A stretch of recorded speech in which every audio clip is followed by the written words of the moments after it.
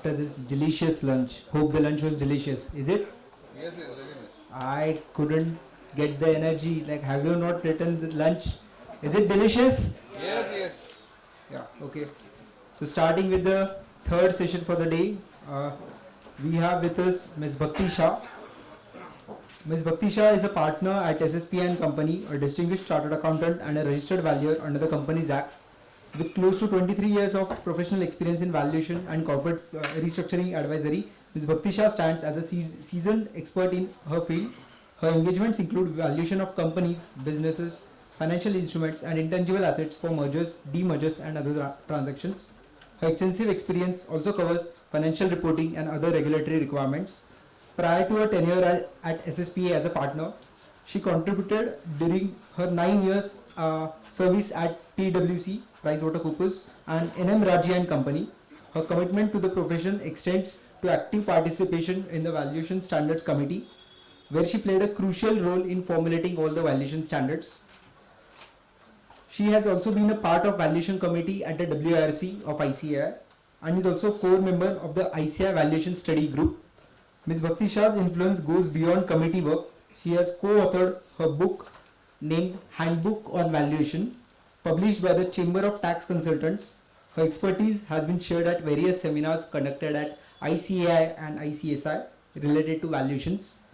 Today we have the privilege of having Ms. Bhakti Shah addressing us on a compelling topic, which is case study on merger valuations.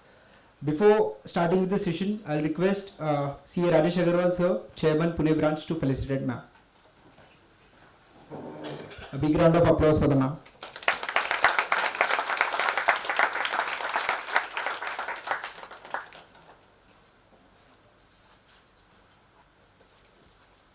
Without further ado, please join me in welcoming ma'am for this wonderful session.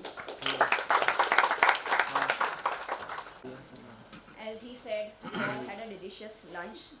So I'm a little worried that hope I'm able to keep you guys awake.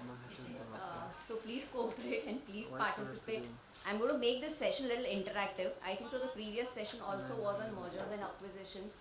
And maybe there may be a slight overlap. So in case you feel that it's being repeated, just let me know and we'll skip certain slides then. So merger valuations. Before going into the valuation principles involved in a merger, I just want to know whether you have the knowledge of the basic concept of what is a merger, what is a demerger, and was it covered in the previous session? So can someone explain what is a merger?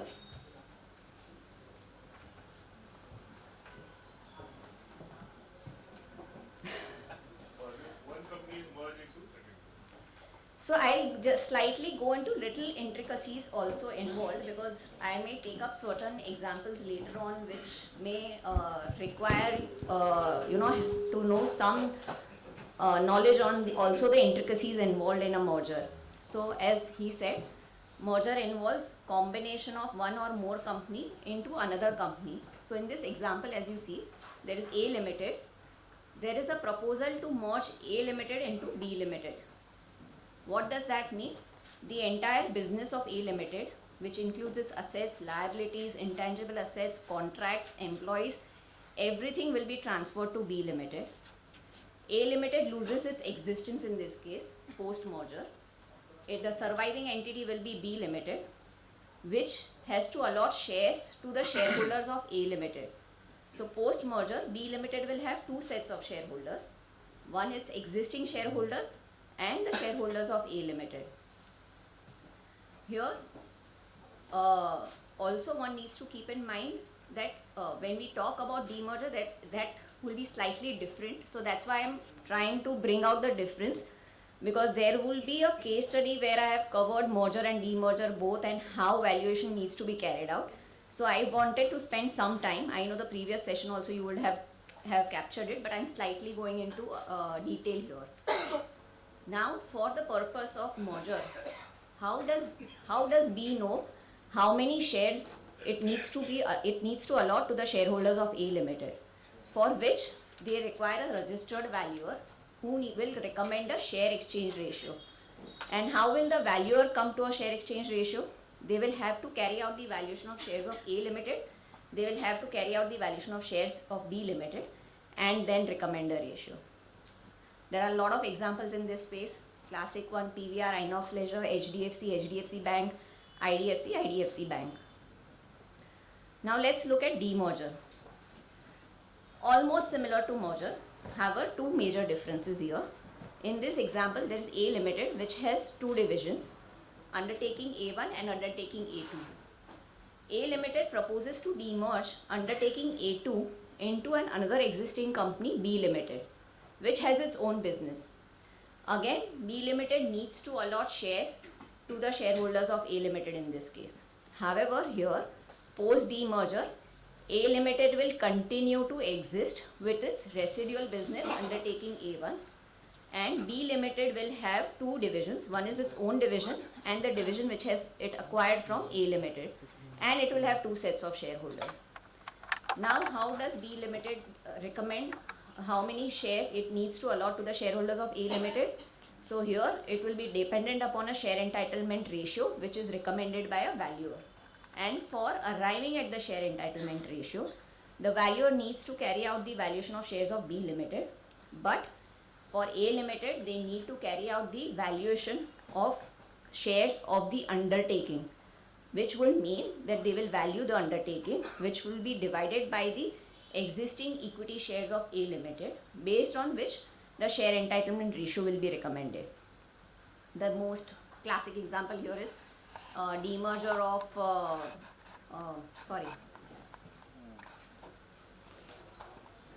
demerger of lifestyle business of Raymond Limited into Raymond Consumer Limited, then demerger of consumer product business of Tata Chemicals into Tata Consumer Products Limited. So far clear with these concepts? Now, which are the key regulations which gets triggered whenever there is a merger or a demerger? Can anyone answer that?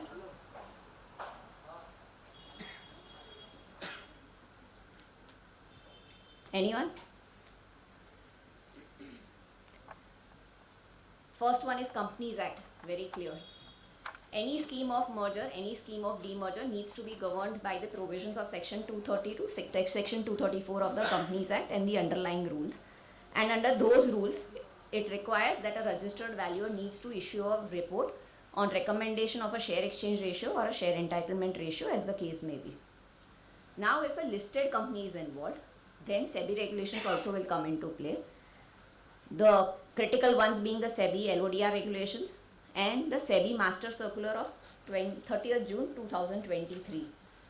Prior to this, there were another Master Circular somewhere in November 2022, and that has got replaced by this 30th June 23 circular. Then the NSE Master Circular of June 23, and there is a BSE Circular of May 2017. We will deal with the circulars separately, how it has an impact on the valuation and what the valuers need to take care of while carrying out the valuation when a listed company is involved. Third one is the stamp duty. Because there is a merger, there will be a trigger for stamp duty payment, which is a state-wise subject. Generally, most of the states will have the stamp duty payable either on the value of shares allotted and or the immobile property being transferred. Generally, this will be the case, but every state has a different law for this. Under income tax, there are specific provisions dealing with the tax implications in the hands of the shareholders and the companies. Apart from this, FEMA regulations may also get triggered if there is issue of shares by a transferee company to the shareholders of a transferor company, for which there are two conditions. One is the scheme needs to be approved by the NCLT and SEBI in case of listed companies, and secondly, while filing the form FCGPR, the valuation report which is there of the registered valuer also needs to be submitted. Valuation approaches and methods. Any business valuation, any share valuation, what are the valuation methodologies that you adopt? Can anyone answer that? I am sure that has been covered in the previous presentation. Yeah? Which are the other methods? Income, market and asset. Yeah. So primarily three approaches. Income approach, which means discounted cash flow method. Market approach will have primarily three methods: market price method, comparable companies multiple method, and comparable transaction multiple method. And then the cost approach, where it is net assets value method or the replacement value, the realizable value method, if it is applicable to a particular case. There is going to be separate session, I believe, tomorrow also on the methodology. So we are not going to discuss about valuation methodologies here. I just wanted to bring out what are the general methodologies. So even in a merger valuation, it's like a normal valuation, just that there may be certain nuances to a merger valuation which one needs to take care of. Now for a valuer, his objective is to recommend a share exchange ratio or the share entitlement ratio. Now for that, his attempt is to arrive at a relative value. Relative value does not necessarily mean fair value. So what is relative value? So as we said in the first example, A Limited is going to merge into B Limited. So what they are saying is, valuer has to work out the relative value per share of A Limited and the relative value per share of B Limited. How does one arrive at it? So the only thing that the valuer will try to attempt is to use similar approaches, use similar methodologies, and also even attempt to apply similar weightages. Then we can say that it's a relative value. However, there are certain exceptions to it. So which are the exceptions? Say if I'm merging an investment holding company into an operating company, how will one value operating company? Can someone say? Yeah. So either a discounted cash flow method or a comparable companies multiple method or a comparable transaction multiple method. How will you value an investment holding company? Yeah, so primarily it will be a net assets value method, whereby you will replace the value of investments by its underlying fair value. So in this case, you may not be able to say that I'm applied similar approaches and similar methodologies, but it's an exception. Let's look second example, where there is a merger of unlisted company into listed company. Now for the listed company, under the market approach, you will be able to use a market price method. Unlisted company, you will not be able to use a market price method, and therefore you will not be able to give a weightage to market price, but you may use a comparable companies multiple method. So here also there is a slight deviation because I am not using the exact methodology, though the approaches may be same. Third example again is a demerger of a division of a listed company into another listed company. Again, listed company you will use market price, but for the division you don't have a separate market price which is quoted on a stock exchange. Even though the company from which it is getting transferred is listed, for the valuation of the division you will end up using only a comparable companies method or a DCF method, and market price cannot be applied. So again here you may use similar approach, but similar methodologies is not possible. As a valuer, there are couple of Supreme Court and High Court judgments which are quite old but are important to know for our knowledge. As to previously, if you look at few years back, before the registered valuer rules came in, there were no rules, there were no principles, there were no guidelines which were laid down by the regulators. Everything has come in post the registered valuers rules were introduced. So how did the valuers conduct their valuation? So some of the principles came out of this case laws. The first important one was of Hindustan Lever Employee Unions versus HLA, where it was held that by the court that it is well accepted to use a combination of three methods. So it talked about asset value, yield value, market value. Obviously over the years things have changed, but I am talking about the genesis of how this averaging of methods and everything came in. The second important judgment was in the case of Mihir Mafatlal versus Mafatlal Industries and Dinesh Lakhani versus Park Davis. Here the courts held that exchange ratio will not be disturbed by courts unless it is objected by the shareholders and found grossly unfair. So previously, if you would have seen, there were various litigations that used to happen in the courts for merger and demerger schemes, which lately those have reduced, obviously because the registered valuer rules have come in, and there are a lot of principles which are now, you find it in the books, and that's why those litigations have reduced. But in the past, this case laws were very important, and I will recommend everyone to go through this case laws. Now coming to how does a share exchange ratio is reported in the report. How do you arrive at a share exchange ratio, and how should one write it in the report? So if you look at the left side, we are talking about merger of company A into company B. The valuer has carried out valuation under three approaches: asset approach, income approach and market approach. Now the valuer feels the asset approach is not relevant because the companies are operating companies, and what is relevant is the market approach and the income approach, and he has assigned equal weightages. If you see, he has used similar approaches, he has given similar weightages to both the companies and then arrived at the relative value per share. The relative value per share of company B needs to be divided by the relative value per share of company A. It gives you a number 2.5. Now how do you put it in the report? So the way to put it in the report is, you will give 2 equity shares of company B will be allotted for every 5 equity shares of company A. The last 2 lines is the one which is the ratio which has to be recommended in the report by the valuer. Similarly, in the case of demerger, there will be a similar way of putting the ratio.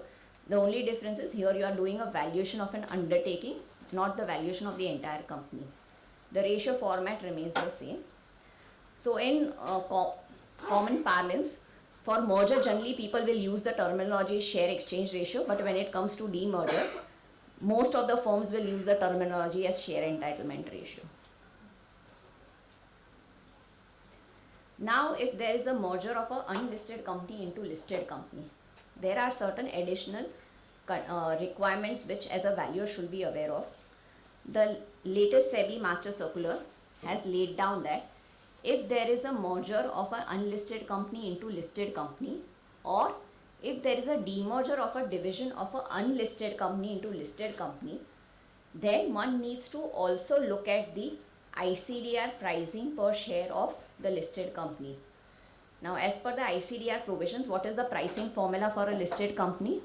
It says that the price per share of a listed company cannot be lower than higher of the 90 trading days volume weighted price preceding the relevant date, or 10 trading days volume weighted average price preceding the relevant date.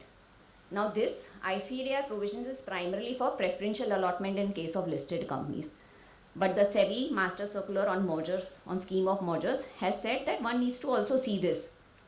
Now what is relevant date?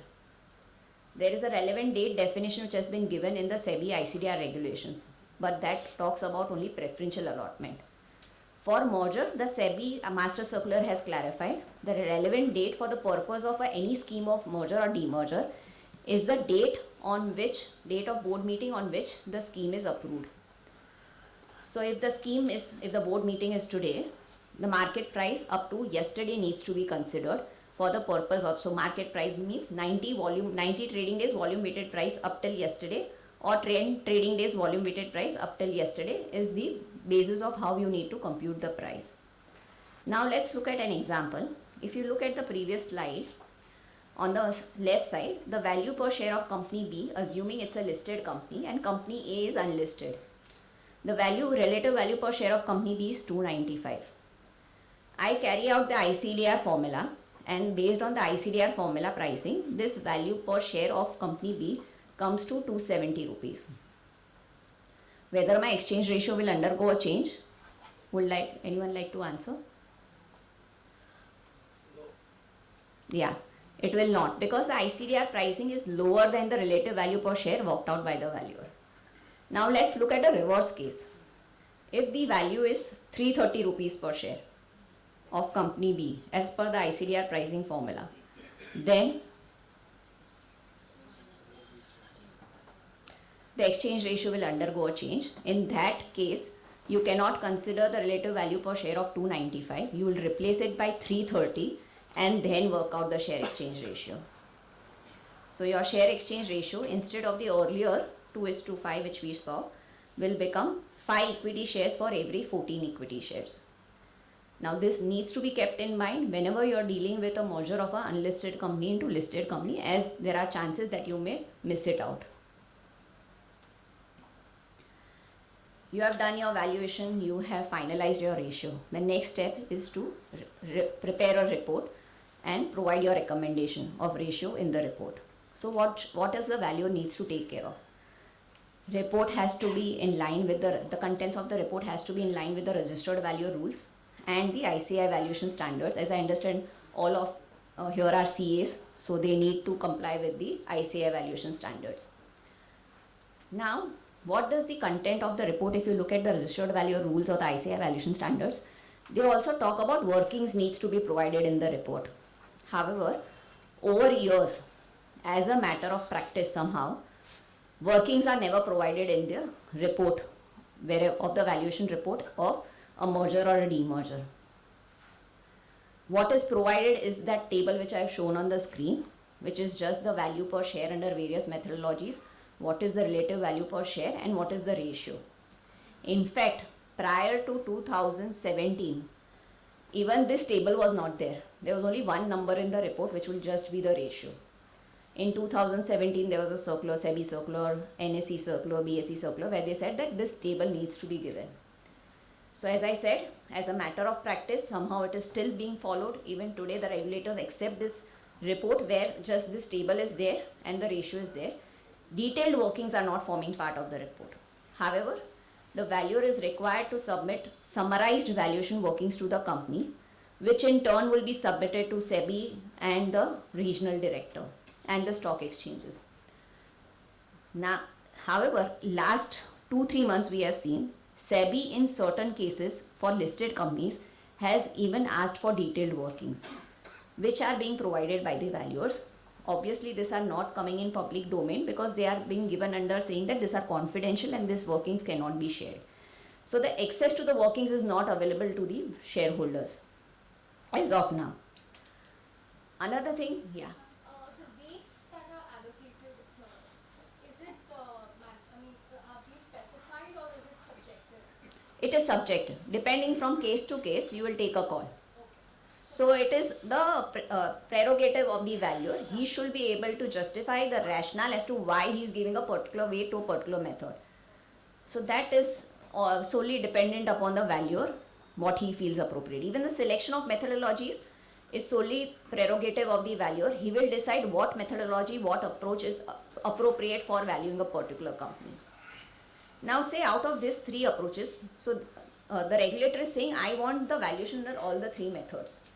Now if you don't want to use a particular method or an approach because you feel it is not relevant and not appropriate, then the regulator has said you need to give a rationale as to why you are not using this method. So you work out the value, you put the number, but you don't give weightage. And then you say why you have not given a weightage. That, say for cost approach, generally you will say the business is on a going concern. We are not assuming any liquidation of the company and therefore for cost approach is not relevant. Say for an unlisted company, you may not be able to use a market price method or a CCM because the company has just started operations. In that case, you may say that, okay, we have to use a DCF because there is no past available to me to do a CCM or it is an unlisted company, I cannot use a market price. So those are the rationale which needs to be provided in the report. If it is not provided, the SEBI again will raise questions and you need to answer to those questions. In fact, looking at last 2-3 months, the way SEBI has been asking questions, they have in fact asked to the extent of which are the comparable companies which you have used, what are the multiples that you have considered, how have you arrived at the discount rate, what are the projections that you are considering, how many years. So though they have the workings, they have still asked for all those details. So whenever you are dealing with listed companies, one needs to be very careful about how you are carrying out the valuation, whether whatever multiples you have calculated, the comparable companies you have considered, you can stand by those. Other thing which comes in while the report this thing, there are sometimes two valuers being appointed in case of mergers and demergers. This practice is more for listed companies. Unlisted companies, generally one valuer is there. Here there are 2 practices by the listed companies. One is, say there is A Limited and B Limited. A Limited will appoint XYZ as a valuer. B Limited will appoint PQR as a valuer. And then they will say, okay, we want a joint report from both of you, but we are appointing you separately. The other practice is where A Limited and B Limited will jointly appoint XYZ and PQR, and so there will be a common engagement letter addressed to both the companies by the valuer, and they will say, okay, we want a joint report. Now what is a joint report? It is a report on which both the valuers will sign on the same document. There are no 2 separate reports. There are practices where both the valuers may also issue separate reports, but it is dependent upon what the client wants. The client may insist for a joint report, then the valuers will give a joint report. It's all dependent upon the client. Now, how does one arrive on the ratio? Because it is, chances are there that PQR may do his own workings, he will do his own methodology, and he may arrive at a particular ratio, and XYZ will do his own workings and he may arrive at a different ratio. Whether it is advisable to give two separate ratios, or it is better to have a consensus on the ratio. Yeah. So there was this case of Hindustan Siba GG and Sandoz India merger, where they had appointed, it's 1997 case, where they appointed some three valuers. All three valuers gave three different ratios in their report. The board of the companies in turn, they said let's average the ratios, and they went ahead and gave the ratio recommendation based on the average. This was objected by the minority shareholders. The court appointed a fourth valuer to give a ratio. So basically this consensus on ratio also has come from this legacy that the minority shareholders will always think that the board is biased, but need not be the case every time. So it's better to have a consensus on ratio rather than the board selecting its own ratio. So as I said, methodology, again, even if there is a joint report, both the valuers as a practice, they have their own methodology, they will have their own valuation workings. They try to arrive at a consensus on the ratio, and there may be minor rounding of required to arrive at the consensus on the ratio, which is all okay, and they mention it on the report also clearly that to arrive at a consensus they have done certain rounding off in the report. Here one more important thing is that the client has to give clearly same set of information to both the valuers. There cannot be different set of information to valuer 1 and valuer 2. Then there cannot be ever a consensus on the ratio. Other thing when it comes to fairness listed companies is there is a requirement of a fairness opinion from a category 1 merchant banker, which the merchant banker has to say that the ratio which has been recommended by the valuer for the merger demerger is fair. Now how will he arrive at the conclusion? Ideally, the valuer who is appointed in case of listed companies is not supposed to disclose the ratio or the report to anyone except on the day of the audit committee meeting and the board meeting. So how will a merchant banker know what is the ratio recommended? Again, here there are no guidelines, or there is nothing written in writing where you know what is the process. Again, over a period of time as a practice, the companies, the clients will inform the valuers that we have appointed this merchant banker who is going to give a fairness opinion on your ratio. So you kindly share your workings, have discussions with them, and enable them to come to a conclusion. So as a step, the valuers will have to submit their workings to the merchant banker. They will share their draft report to the merchant banker which has the recommendation on the ratio. They'll have discussions with the merchant banker because the merchant banker may have certain questions, so that discussions will happen. The merchant banker in turn will also do their own analysis, and after that they'll recommend their opinion as to whether the ratio which is recommended by the valuer is fair or not. Obviously this is more from listed companies, but I think so listed companies there are a lot of nuances, that's why I'm getting into it. Now comes the time where the valuer needs to submit the report. Again, this is more for listed companies. Unlisted companies, you may not have all these processes. So what is the process? The report first,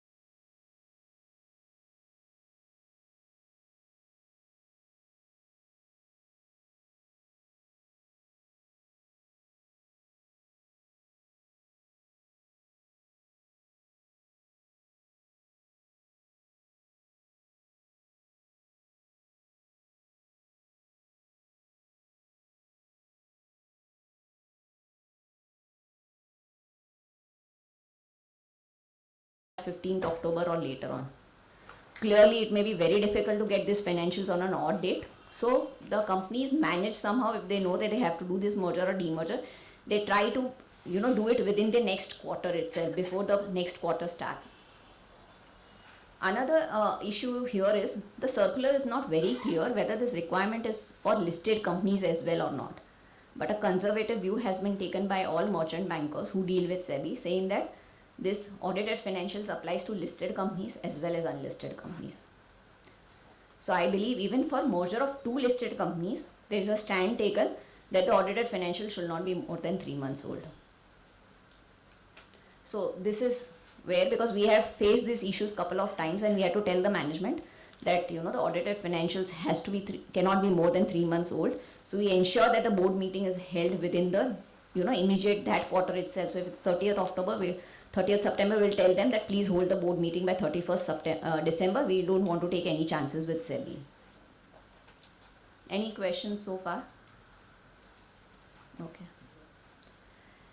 Now the SEBI circular. So SEBI Master Circular June 23 is very important for any merger and demerger involving listed companies, because there are a lot of nuances which have been laid down in the circular. The next nuance which has been laid down in the circular is there is no report required in certain cases where there is no change in shareholding of the transferee company. Now, which are these cases? One is, they have said, merger of a wholly owned subsidiary with the listed parent company, or there is a demerger of undertaking of a wholly owned subsidiary into its listed parent company. Why there are these two exceptions? Because in both these cases, the listed parent company will not allot any shares, because they are holding shares in the wholly owned subsidiary. They are not required. If there is any merger, if there is a merger of wholly owned subsidiary into the listed parent company, they cannot allot shares to themselves. And that's the reason there is no change in the shareholding of the transferee company, which is the listed parent company in this case, and therefore there is no report required. The second instance which they have laid down is, a report is required on the share exchange ratio or a share entitlement ratio, but a valuation is not required. What we discussed in the initial slide, we said, for any ratio to be recommended, I need to work out the relative value per share. But there are certain instances where you can recommend a share exchange ratio without carrying out a valuation. So let's look at those instances. Here you have A Limited. A Limited has two divisions, division X and Y. A Limited proposes to demerge Y into a new company. New company does not have any business as of now. Now here it is possible to give a ratio without carrying out a valuation. What are the factors that you need to consider to arrive at that conclusion? First of all, the new company should not have any business.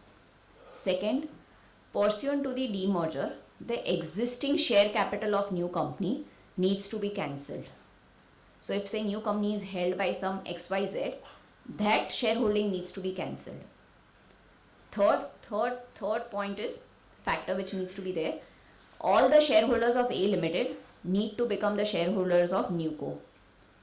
Further, all the shareholders of A Limited who become the shareholders of Newco will have to hold shares in Newco in the same ratio as they were holding in A Limited, which is more like a mirror image shareholding. To say that it's just replicated the shareholding pattern of A Limited, there is no change. If all those factors are in place, then someone can say, okay, division Y is demerging into new company. There is no change in the beneficial ownership, because my same set of shareholders are going to hold the shares of the Newco also in the same ratio. And therefore there is no valuation ideally required, and this is part of the circular itself. The circular itself provides this. One question. You said the shareholders of new company shares will need to be cancelled. Yes. Now, what do you mean by that? Basically to say, so what happens, since it's a newly formed company, either A Limited would have formed the company, or some XY, let's say the promoter of A Limited has created this company with 10,000 share capital because they want to demerge this business into it. So say if that promoter is holding 10,000 shares in new company, that shares needs to be cancelled. He will no longer hold these shares. So you basically create a company which is virtually a new company. Yes. But they need to create it because before they need to have the company in place to demerge this division. So if, My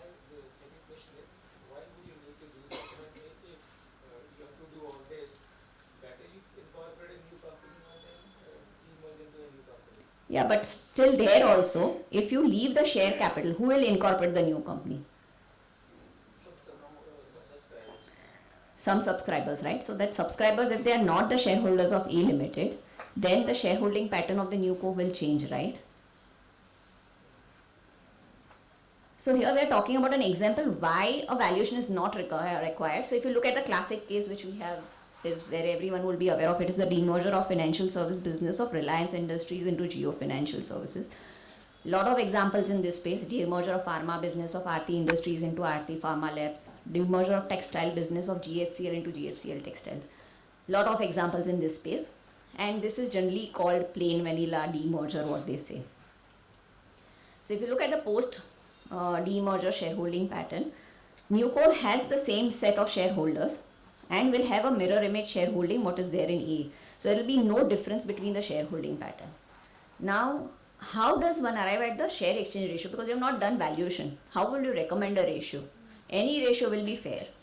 So here what the management will do, they will assess what is the target capital structure which I want for the Newco post demerger. Based on what?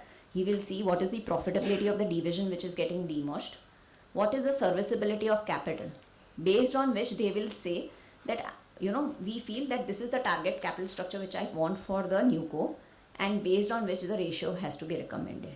Certain things will also need to be taken care of is there is no fractional entitlement which should arise in a significant extent such that, the shareholding, inter-se shareholding of the shareholders change. So that is something also needs to be taken care of when as a valuer. So I am just saying these are lot of instances in this space have happened, lot of examples which you can go through the reports which are submitted to the stock exchanges, you can go through the scheme and it will give you much more in detail how this is carried out.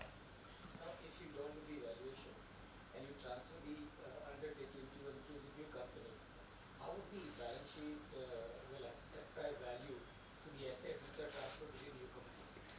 So under Income Tax Act, if there is a demerger, ideally if you want to comply with the conditions of demerger, you will have to record these assets and liabilities at the book value, which are appearing in the books of the A Limited. You cannot do a fair value because if you do fair value accounting, maybe the income tax regulations will say that you have not complied with my conditions, though there are different views being taken. But the conservative view and a more safer view is to record those assets and liabilities at book value. So which means whatever is the book value of the assets which are getting transferred to the new company, corresponding to the same amount can appear in the liability side as equity capital. So not exactly. Sometimes they may decide that I want a particular ratio. So I will say for every 2 shares, I want to allot 1 share in company A because that's the target capital structure which I have looked at. Now if that number comes to 10,000 rupees, for example, and the net assets value of the undertaking which is being transferred is say 750, the difference of 250 will form part of your reserves. Yeah. Okay. So ultimately, you're not doing a fair valuation because the shareholders are same, but you still have so the book value becomes the fair value. No, the book value doesn't become the fair value. The book value stays as the book value. The fair value still will be different.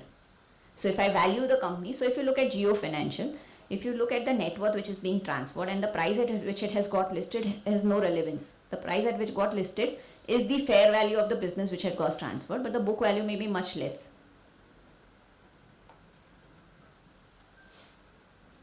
Any questions on this? Now let's look at a slightly different case here. You have A Limited here which has 2 divisions, X and Y.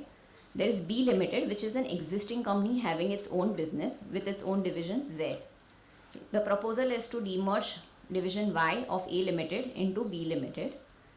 Here B Limited now will have 2 sets of shareholders, shareholders of A Limited as well as shareholders of B Limited, and it has its 2 divisions, X and Y. Now here, can you do a valuation? Can you give a recommendation of ratio without carrying a valuation?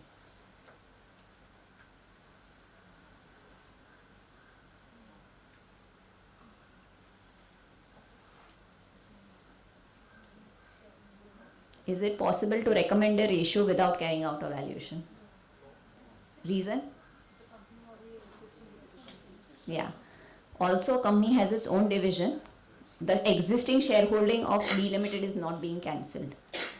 So this is classic case of no non-Velina demerger, what we say, slightly different from the previous instance which we said, and there is a valuation which is required in this case, without which you will not be able to recommend a ratio. I have given the instances below the at the bottom. Cement business of Century Textiles, consumer product business of Tata Chemicals.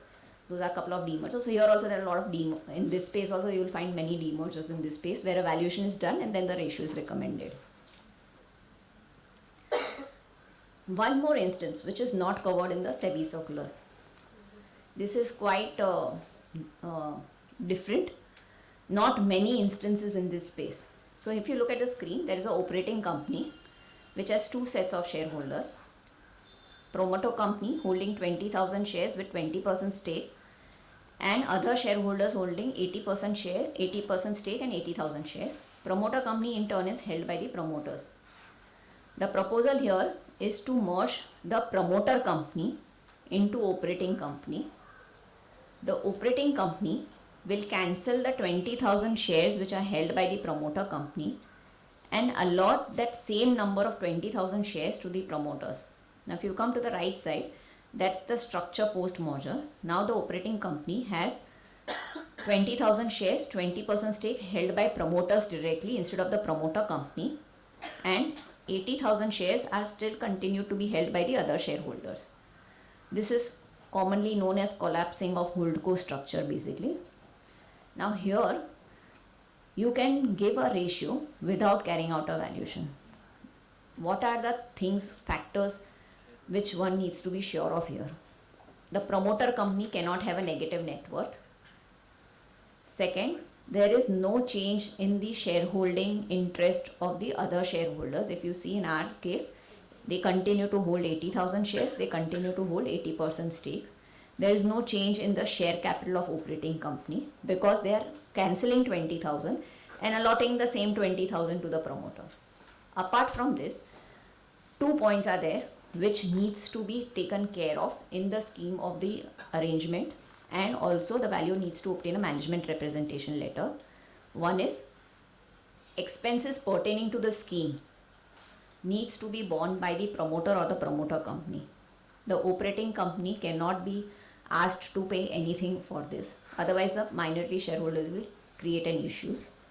Second, any liability that may arise in future on account of any litigation pertaining to the scheme needs to be borne by the promoters. If all these factors are in place, then ideally one can recommend a ratio without carrying out a valuation in this. Now, what is the ratio which the valuer will say? He will say 20,000 shares will be allotted to the promoters of the promoter company. That's it. So there is no ratio the way we say, but it's very simple. Means you can give a ratio. You can also say that okay, for every 5 shares held by the shareholder of promoter company, 1 share of operating company will be allotted. Anything will work, but that should not exceed this 20,000 shares. Couple of cases here is of Hero Motor Corp, Welspun Corp. There is, I think so last year there was Rossell Industries, if I am not wrong, where also this has happened. But very few cases, you will not find many in public domain here. Now we will look at certain issues or challenges which you face while carrying out a merger valuation. Appointed date. Say I have a board meeting today, 2 board meetings. One where the appointed date for the merger is 1st October 2023, and there's another board meeting for some other group where the appointed date for the merger is 1st Jan 2024. What should be my valuation date in both the cases?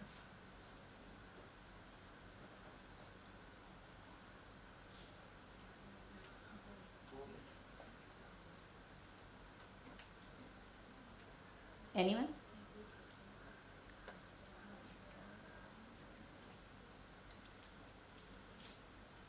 Someone would like to attempt?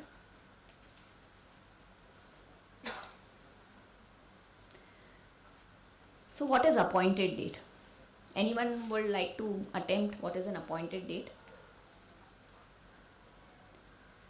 Appointed date in a scheme of merger or demerger, what does it signify? What is the relevance? It is the date on which the assets and liabilities of the transferor company or the demerged undertaking will be transferred to the transferee company. It's the date, basically to say with effect from appointed date so and so, the assets and liabilities will be transferred to the transferee company. Valuation date has no relevance when it comes to appointed date. Valuation date will be as of today, irrespective of appointed date being 1st October 23 or 1st Jan 2024, because the board meeting is as of today. So I may at the most take a valuation date as of yesterday, because the board meeting could be in the morning, and I'll take a valuation date as of yesterday's closing. So here one needs to be very careful that a prospective appointed date or a retrospective appointed date has no relevance on the date of valuation. Now in any merger, demerger, you will always know there will be certain benefits arising out of synergies. It could be by way of reduction of administrative cost, or it could be operational efficiencies. Whether one needs to consider these benefits in the relative valuation which the valuer needs to carry out for arriving at the ratio.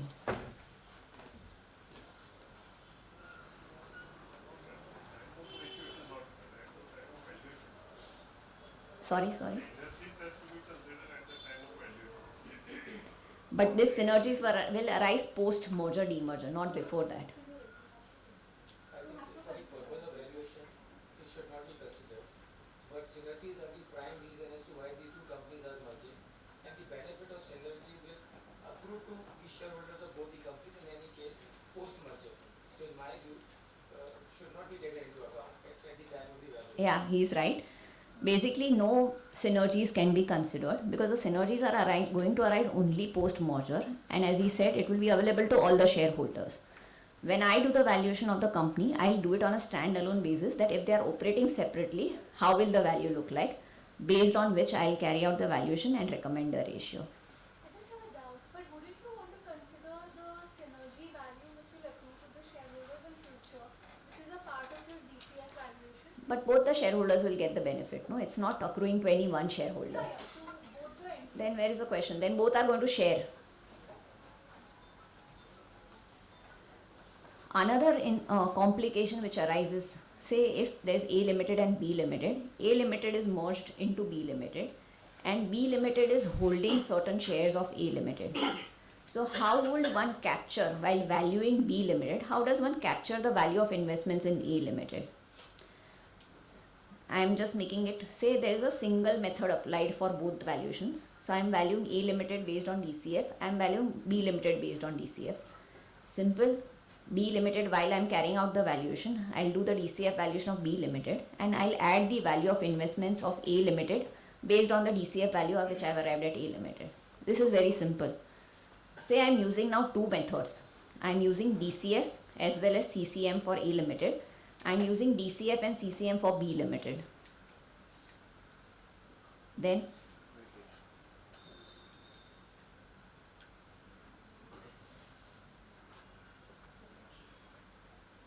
and relative value will be worked out based on the average of the values of both methods. Then how would I consider the value of investments of A Limited in B Limited?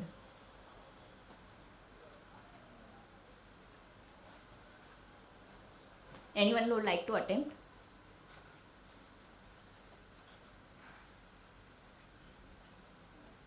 Present value. No.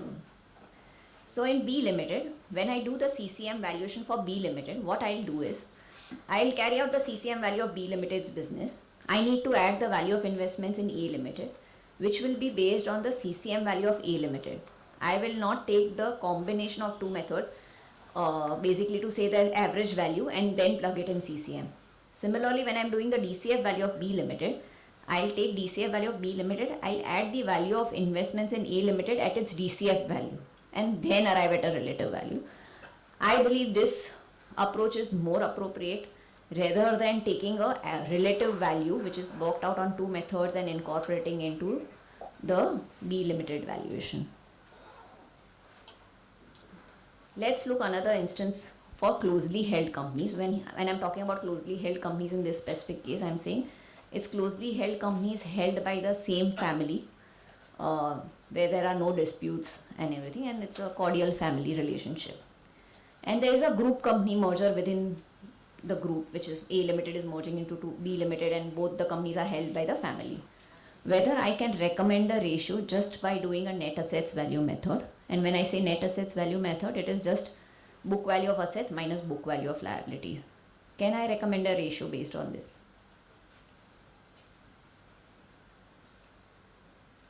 Anyone? Going by the same logic that the interest of the shareholders are not going to be adversely affected because of a net, I think one can use the net method for that purpose. Anyone has a contradictory answer? So partially you are correct. However, I cannot recommend a ratio just based on NAV, because if you go through the ICAI valuation standards or any international valuation standards, they say by doing any valuation, basically you need to see which method is appropriate. So I need to say whether cost approach is appropriate, market approach is appropriate or not, or income approach is appropriate or not. I need to have solid reasons for ignoring a income approach or a market approach. But if these are operating companies, you may not have that reason. So if I want to recommend a ratio, I will have to do valuation under all the approaches which are relevant in the particular case and then recommend a ratio. However, one can take a stand of what argument you gave. Oh, the beneficial ownership of this business doesn't change. I don't need to do a NAV method also. I can recommend any ratio because it doesn't matter. The beneficial ownership is within the family. Whether I give one equity share for two equity shares or one equity share for one equity share, it doesn't matter. And I can recommend whatever ratio the management feels appropriate for them. That's the view which you can take. But to recommend a ratio just by doing NAV method could be not correct. Coming to a listed company's instance, market price method. Two questions which arise. What is the duration and the period for which the market price needs to be computed? How it needs to be computed? Manner of computing it, and the date up to which the market price needs to be considered. So we'll try and address the first one, the duration and the period for which the market price needs to be considered. There are various practices followed by various firms in valuation. Some of them take 6 months, some of them take 3 months. In fact, few of them have started also using the ICDR pricing formula, which is your 90 trading days volume weighted average price or 10 trading days volume weighted price, whichever is higher. So there is no set rule.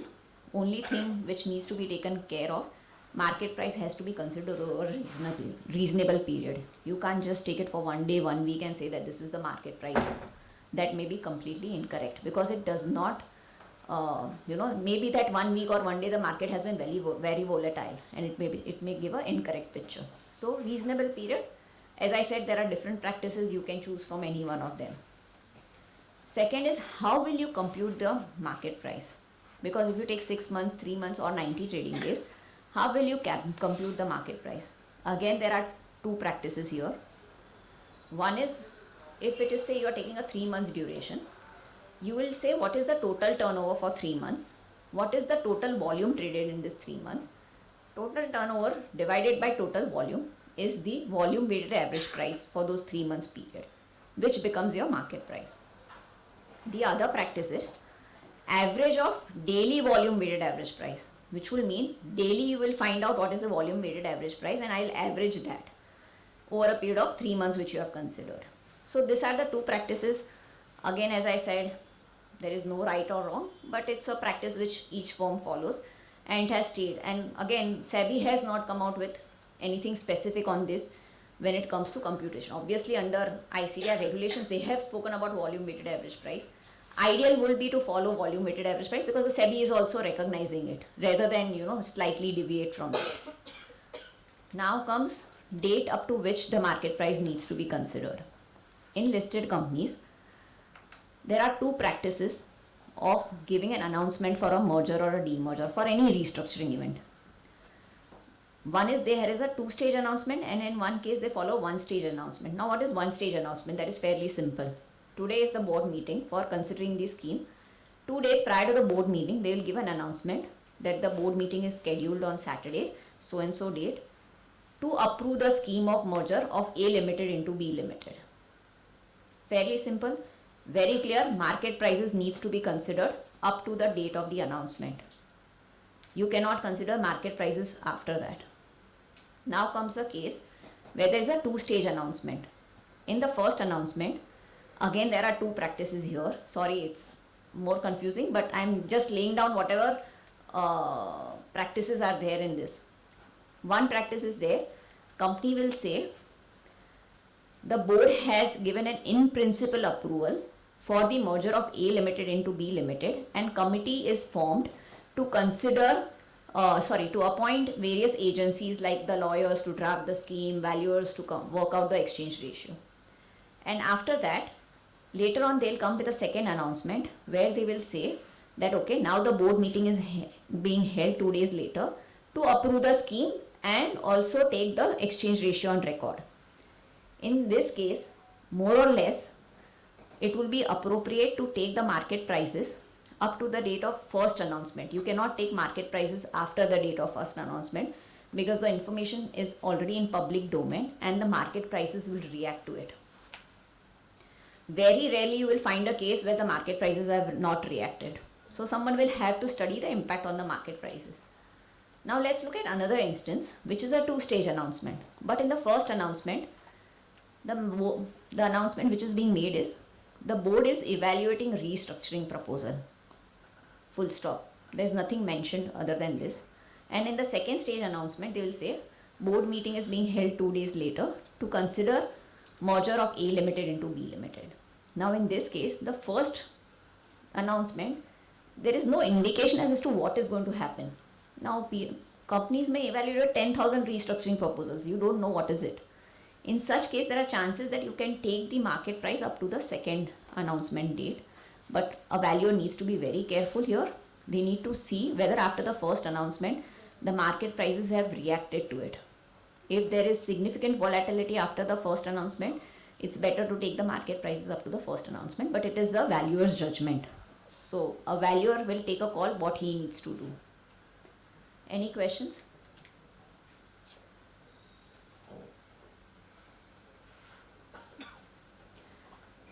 Very simple question. A Limited has a face value of 100 rupees per share. B Limited has a face value of say 10 rupees per share. The relative value, what we have seen in the first slide, continues. Whether the face value of shares of A Limited and B Limited will have any implication on the share exchange ratio?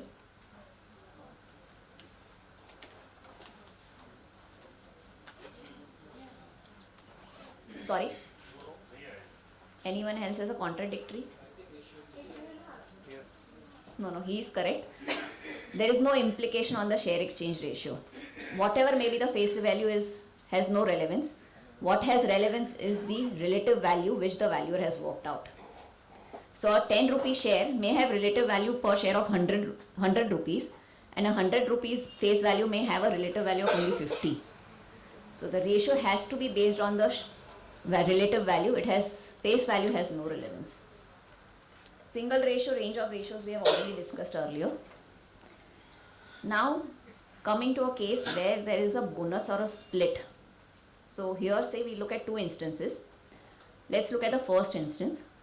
The valuers are working out the relative value and there is a ratio, and there is a board meeting on Monday where they have to submit a report. On Friday, the company announces or informs the valuer that okay, we are proposing a bonus or a split. So for example, say the company announces on Friday that there is a proposal for a bonus and a split, and which will be approved on the day of the board meeting on Monday.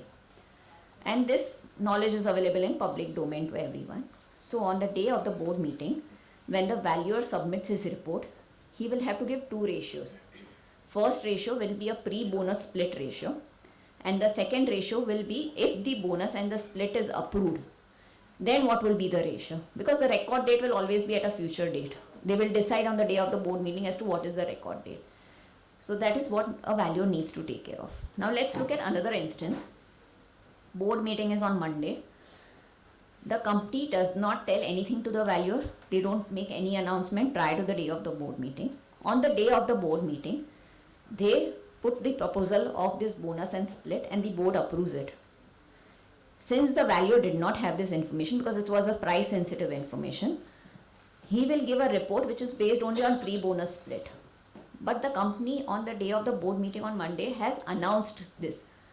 So that at that time, post the board meeting, the company will approach the valuer and he will request them to issue addendum to say that if the bonus and split is approved, what will be the ratio, and that is required.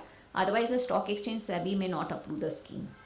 Similarly, for unlisted companies also it will apply. The only things there is a difference is that in unlisted companies they will always tell you in advance that they are considering it, and there will be no question of any addendum being taken later on. Now, I know what's the time. I'm just, if there's enough time to. Sorry. So we have 20 minutes, right? Okay. Let's look at a case where A Limited is merging into B Limited. B Limited is not issuing equity shares. It may either issue, say, redeemable preference shares, or it may, issue optionally convertible redeemable preference shares. Then what happens to the relative value concept? In such cases, relative value concept ideally fails, because for valuing an RPS, redeemable preference share, you can't do a comparable companies multiple method. You can't do ideally the normal DCF method where you value the business. The valuation of RPS is based on the cash flows which are expected from the redeemable preference shares by way of dividend or the redemption, and that's why it's a separate process. Whereas when you are valuing a business, it's quite different. So here to some extent the relative value concept fails. So while carrying out any valuation as a valuer, you should understand, you should know what is the consideration of merger or demerger being discharged. Is it only equity shares? Is it redeemable preference shares? Is it OCRPS? Is it a combination? And accordingly recommend the share exchange ratio.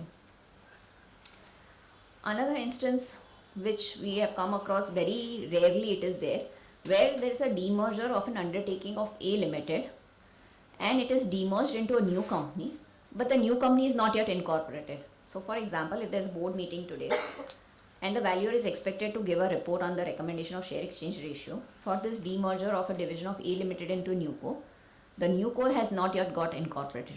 Can one recommend a ratio in such case?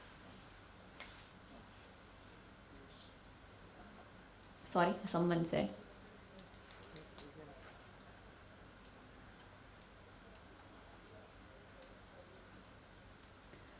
It is possible to recommend a ratio. There are 2-3 instances which I am aware of. I'll give the names. Here you have to ensure that you, in the draft scheme, you need to obtain the draft scheme from the management. The draft scheme should have what is the proposed share capital of the NewCo post on incorporation, that they are going to incorporate it. Means they will know, okay, we are going to incorporate this company with 10,000 rupees share capital, 1,000 shares with a face value of 10 rupees. That has to be put into the scheme. Secondly, one can also obtain a management representation letter from the company saying that this is what it is, based on which you can recommend a ratio. Generally, in all these instances, what I have seen, at the time the scheme is still at the NCLT level for being approved, the new company gets incorporated by that point of time. So by the time the scheme is effective, the new company would have got incorporated. There was one scheme of NDTV, there was one scheme of Raymond, but both these schemes were withdrawn for some different reasons. But in both these cases, there was a demerger of a division from Raymond Limited into a NewCo which was not incorporated on the day of the board meeting where the share exchange ratio was approved.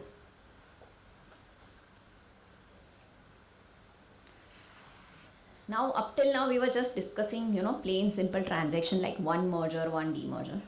Say if you have to deal with a case where there are a couple of steps involved in the same scheme. So there is one single scheme which will have merger and demerger, or there could be a scheme which has capital reduction and merger, capital reduction, demerger, preferential allotment and demerger. How does it have an implication on the valuation, and what is the valuer needs to take care of? First of all, here it is very clear, whenever there is a merger or a demerger and you are appointed as a valuer, you should always take a draft copy of the scheme. You need to go through the scheme, because sometimes the management may tell you something different and what may be written in the scheme could be different. So to ensure that whatever you have understood from the management is the same thing what is written in the scheme and there is no difference between the two, because that can have an implication on the way you carry out the valuation. And that's where whenever there are multiple steps involved in a scheme, it becomes very critical. I have covered 4 instances and we will go through it. So here you have A Limited and B Limited, where A Limited is being proposed to be merged into B Limited. So in the scheme there are 2 steps. First step, B Limited is going to make a preferential allotment to the share promoters of A Limited and to its own promoters. This is the first step of the scheme. After this preferential allotment, A Limited will be merged into B Limited. Now here in the first step, as a registered valuer, you will have to work out the fair value per share of company B, because under the Companies Act it is required. So you will have to arrive at the fair value per share at which B Limited can make the issue. Now when I come to merger of A Limited into B Limited, you will do the relative value per share of A Limited. No problem, that is easy. When I have to work out the relative value per share of B Limited, I will have to take into cognizance the proposed cash infusion which is likely to come from the preferential allotment and divide it by the higher number of equity share base, because on preferential allotment my equity share base will also increase, and that's how you will work out the relative value per share of B Limited. So as I said, one needs to take into cognizance what is happening in the first step and then give that implication in the second step to recommend a share exchange ratio.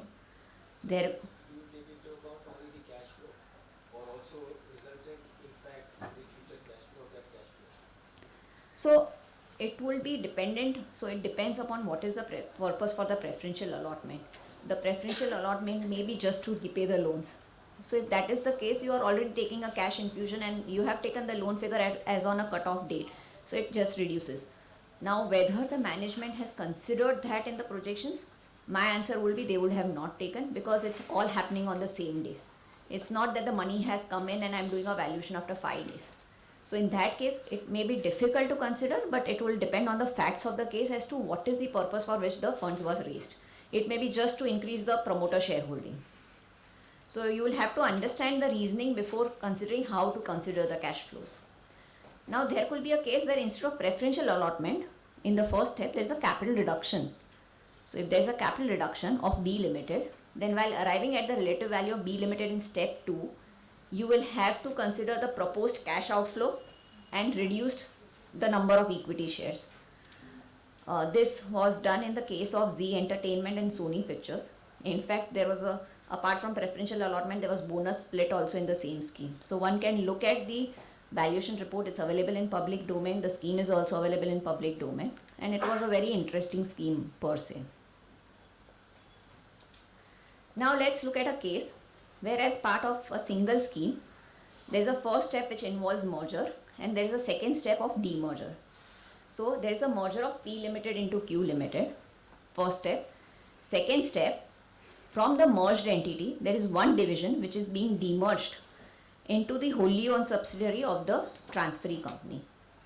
So now we'll break it up. In the first step, there is a merger of P into Q Limited. Normal merger, share exchange ratio needs to be recommended. No complication, you will work out the relative value per share of P, relative value per share of Q, and work out the share exchange ratio. Now let's come to the second step, where now there is a demerger from merged Q Limited, which is the transferee company. There is a demerger of a division which is being done into R Limited, which is a wholly owned subsidiary of Q Limited. Now here one will have to recommend a share entitlement ratio. Now while working out the share entitlement ratio, which entity I am looking at? I am looking at a now merged Q Limited. Merged Q Limited has two sets of shareholders now, P Limited and the Q Limited shareholders. So when I am going to recommend a share entitlement ratio for the demerger of a division from a merged Q Limited, I will have to consider the post-merger share capital of Q Limited and then give a share entitlement ratio, as both shareholders of P and Q both will get shares of R Limited. So if you look at the resultant structure, you have merged Q Limited with two set of shareholders and you have R Limited also with two set of shareholders. If I reverse the case, that means there is a demerger happening from Q Limited into R Limited of a division, and then residual Q is being merged with P Limited. Then what happens? So again, part of the same scheme. Step 1, demerger of a division from P Limited into R Limited is happening. Okay, and R Limited will allot shares to the shareholders of P Limited. Fairly simple, share entitlement ratio will be recommended. Here we are assuming that it's a plain vanilla demerger. So no valuation required, but I have to recommend a share entitlement ratio. Next step, residual P Limited. Because P Limited is only demerging one division, rest of the business is still there in P Limited, which is merged into Q Limited. Now Q Limited, relative value per share, no complication. But residual P Limited, how will one value residual P Limited? Here you cannot value the entire P Limited now, because in the first step there is a demerger which is happening. So when I am going to do the relative value per share of residual P for the merger into Q Limited, I will exclude the business value of the division which has gone out and then work out the relative value. Say if P Limited was a listed MD, for example, can I consider market price method in the second step? No, because there's a division which has gone out. I will not be able to consider market price even though P Limited is listed. So this is what you need to take care of.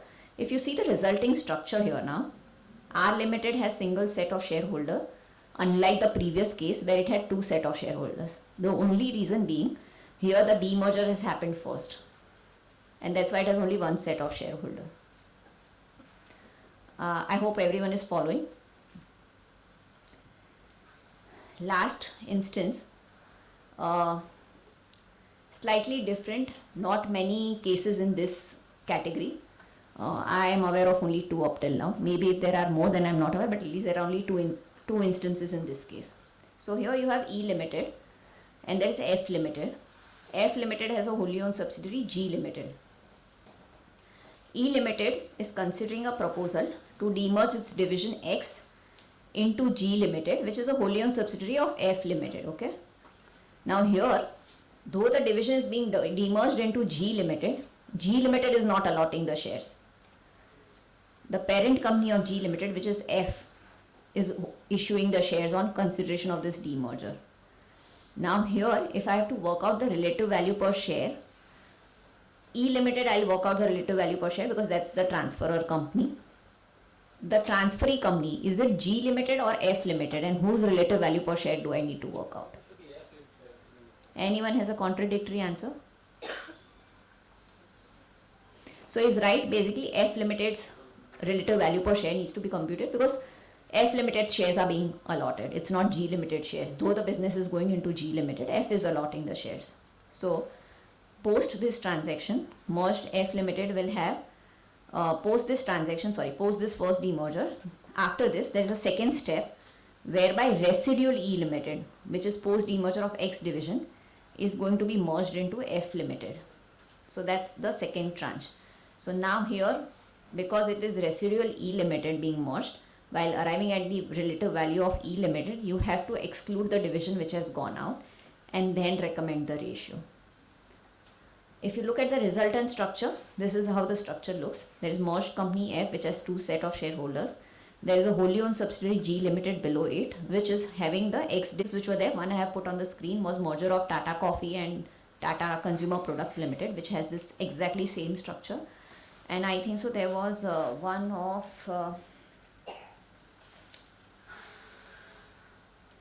sorry, I don't have it right now here, but there's one more case in this. I think so Fortune Financial Services Limited, if I'm not wrong. I have seen only these two cases. So as I said, different structures, there may be more complicated schemes and there may be many more instances, but I have tried to capture 4 here in this session. So that brings me to the end of the session. If anyone has any questions, or I'll be happy to clarify. Ma'am, in case, Thank you.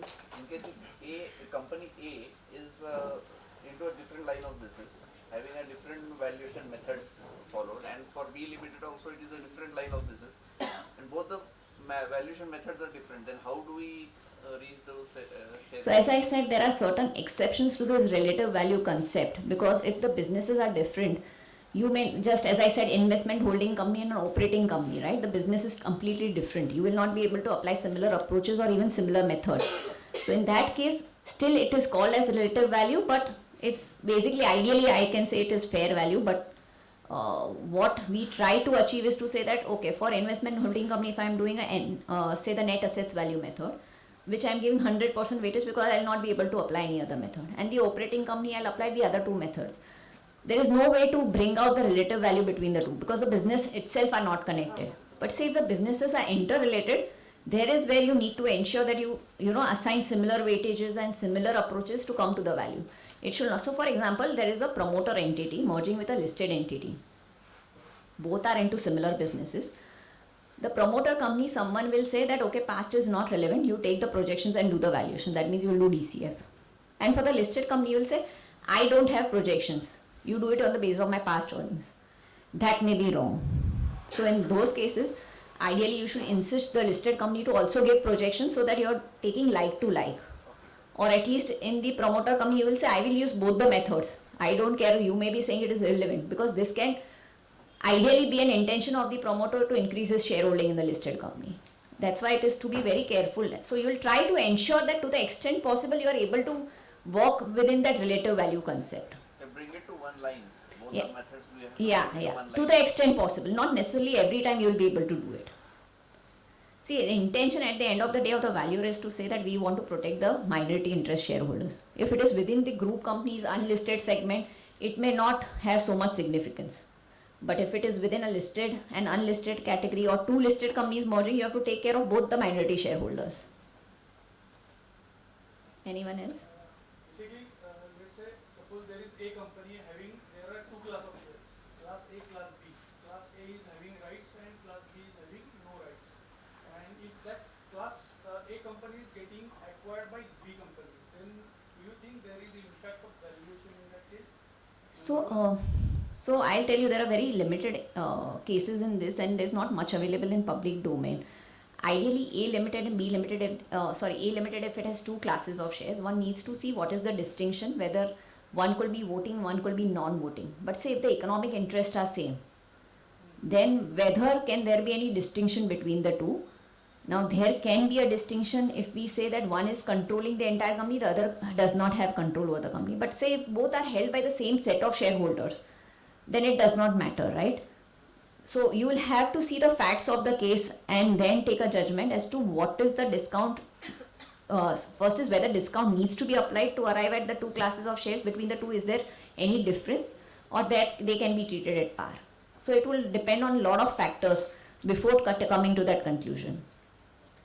And sadly in India, we don't have much DVR shares in the listed space except for Tata Motors, which is there, which is the only frequently traded. So it's very difficult to find out a benchmark when it comes to Indian markets.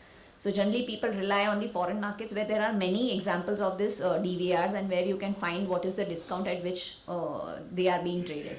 But again, every company will have different terms. Some may have special voting rights, some may not have voting rights, but they may have additional economic rights. So it's difficult to analyze and come to a conclusion as to what should be that discount between the two classes of shares. Tata Motors also have gone for cancellation of the BVIs, if I So a lot of new schemes which have come recently, which are quite interesting. So one is obviously of Tata Motors, where there is they are saying that we will cancel the DVR shares and we'll issue ordinary shares.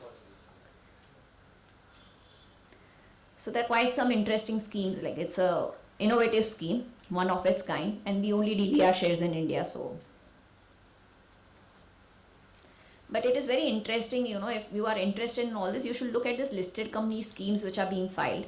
You get a lot of knowledge from that as to how it is being done, how are the valuations being done. It gives a lot of, valuation, obviously the valuation workings are not there, but at least you will know what the firms are doing, what approaches are they using, what weightages are they assigning, and what is the logic of it. Anyone else? Thank you so much. It was truly an enriching and really a practical session where audience was very enthusiastic and they were asking questions. I see sir. Yes. The post lunch session should we need such sessions during our post lunch, and we intentionally had Bhakti ma'am for this session. Thank you so much once again. Before starting with the next session, I have a small announcement to make. So the Institute of Chartered Accountants of India have came with one new program which is called as CA Connect. The details you can get on www.caconnect.ici.org. I'll just give you a brief about the program. So CA Connect is a portal for chartered accountants to be connected and get engaged professionally across India. This portal is an indigenous system of listing of CA firms or individual CA practitioners on the platform of ICAI. The objective of this website is to provide an effective platform for listing. Service seekers can search for the services offered by CA or CA firm and connect with any CA listed or CA on the CA Connect. So where you can exchange services. If you're not dealing in particular line of services, then you can get references over there, and it could also be an kind of a marketing for you people to give like a wide variety of experience which you have during your own practices, so you can host those. So I'll request everyone to please go through www.caconnect.ici.org, and also there are plenty many connect meetings which will be happening. Once you register, you will get those emails and notifications when those meetings will be happening, either virtually or physically. Yes, okay, thank you.